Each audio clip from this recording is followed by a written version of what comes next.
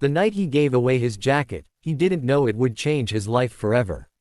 He only knew that the woman sitting on the cold marble steps was crying so hard her shoulders shook, and that the winter wind cut through his thin uniform like a blade. He hesitated for just a second, thinking of his son waiting at home, thinking of how this jacket was the only warm one he owned. Then he took it off anyway. Because some moments don't ask who you are or what you have. They only ask who you choose to be. If this story touches your heart at any point, remember to like the video and subscribe to the channel, because stories like this remind us why kindness still matters in a world that often forgets it. Ethan Cole was a single father, 34 years old, with tired eyes and a back that ached more than it should. Every morning before sunrise, he woke his 7-year-old son Noah, packed him a simple lunch, and walked him to his neighbor Mrs. Alvarez's apartment before heading to work. Ethan worked as a maintenance assistant at a massive corporate headquarters downtown, a glass and steel building so tall it seemed to scrape the clouds. He cleaned floors, fixed broken doors, replaced flickering lights, and stayed invisible. People walked past him every day without learning his name, without meeting his eyes. Life hadn't always been this hard. Ethan's wife, Lily, had been the warmth of their small family. She laughed easily, believed fiercely, and made ordinary days feel lighter. But cancer doesn't care about love or plans. When Lily passed away 3 years earlier, Ethan's world collapsed into hospital bills, sleepless nights, and the quiet fear of failing the little boy who still reached for his hand every morning. Since then, Ethan had learned how to survive on very little sleep, little money, little hope, but he never learned how to stop caring. That night, he was finishing a late shift. The building was almost empty, lights dimmed, echoes bouncing through the lobby. As he walked toward the exit, he noticed a woman sitting on the steps outside, head in her hands, tears dropping onto the stone. She looked out of place, her shoes were elegant, her coat expensive but thin, clearly not meant for the cold. People had passed her, pretending not to see. Ethan slowed down. He told himself it wasn't his business. He was already late. Noah would be asleep when he got home. But then the woman looked up, and their eyes met. There was something raw in her expression, something broken that felt painfully familiar. It reminded him of himself, sitting alone in his car after Lily's funeral, unable to drive, unable to breathe. Without thinking anymore, Ethan stepped closer. "Ma'am," he said gently, "are you okay?" She shook her head, unable to speak. Her hands were trembling. The wind gusted, and she shivered violently. Ethan glanced at his jacket, thin but warm enough, and sighed softly. He slipped it off and draped it over her shoulders. "You'll catch a cold," he said. "Please, take it." She looked at him in shock. "But, what about you?" "I'll be fine," he lied with a small smile. "I've handled worse." She clutched the jacket like it was a lifeline. "Thank you," she whispered. "You didn't have to do this." "Sometimes," Ethan replied, "you don't do things because you have to." She asked his name. He told her. She introduced herself as Claire, but said nothing more. After a few minutes, her breathing steadied. She stood, handed him back the jacket, and thanked him again, her eyes shining with something deeper than gratitude. Ethan watched her walk away into the night, never expecting to see her again.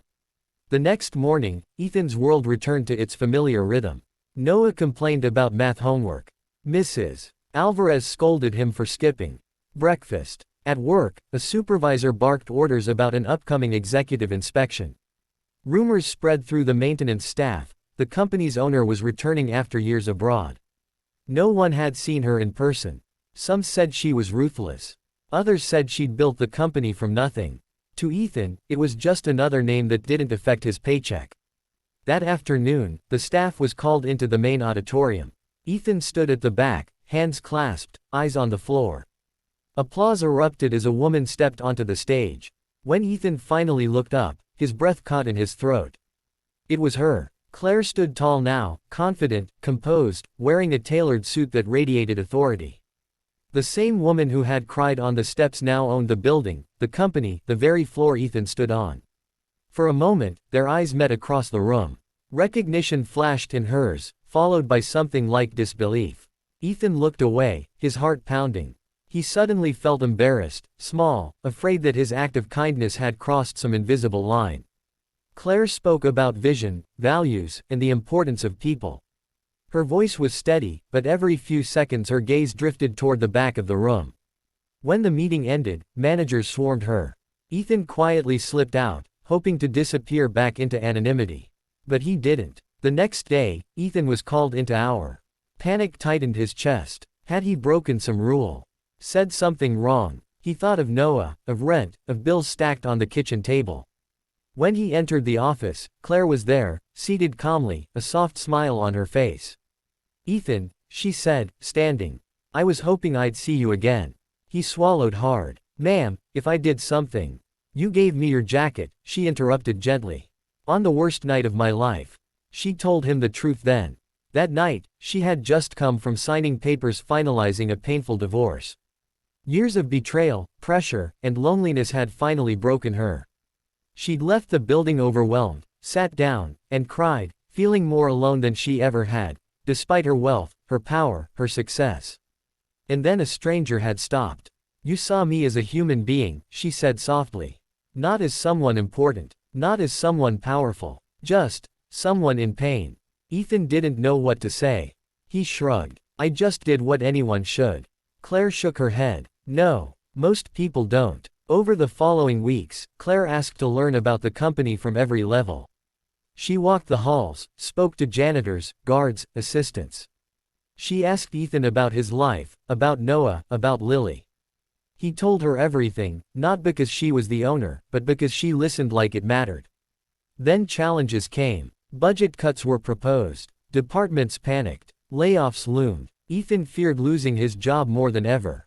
One evening, he stayed late fixing a broken heating system so the night staff wouldn't freeze. Claire saw him there, sleeves rolled up, exhausted but determined. The next day, an announcement was made. Instead of layoffs, executive bonuses were cut. Wages for lower-level employees were increased. A childcare support program was launched for single parents. The room went silent, then erupted in disbelief and tears. Afterward, Claire asked Ethan to meet her again. This time, she offered him a new role, facilities supervisor, with better pay, flexible hours, and benefits that would change his son's future. "I'm not offering this because you gave me your jacket," she said firmly. "I'm offering it because you showed me what this company should stand for." Ethan accepted, tears in his eyes. That night, he came home early. Noah ran into his arms, laughing. They ate dinner together, talked about school, and for the first time in years, Ethan felt something unfamiliar settle in his chest. Hope. Months passed. Life didn't become perfect, but it became lighter. Ethan still worked hard, but he worked with dignity. Claire rebuilt the company culture, guided by empathy instead of fear. And sometimes, when winter came, she would smile at the sight of employees helping one another, knowing exactly where that change had begun. Because one small act of kindness, given without expectation, had reminded two broken people of who they really were. So if you're watching this right now, remember this: you never know who you're helping, and you never know how far your kindness will travel. If this story moved you, like the video, subscribe to the channel, and keep sharing stories that remind the world that even in the coldest moments, a single warm gesture can change everything.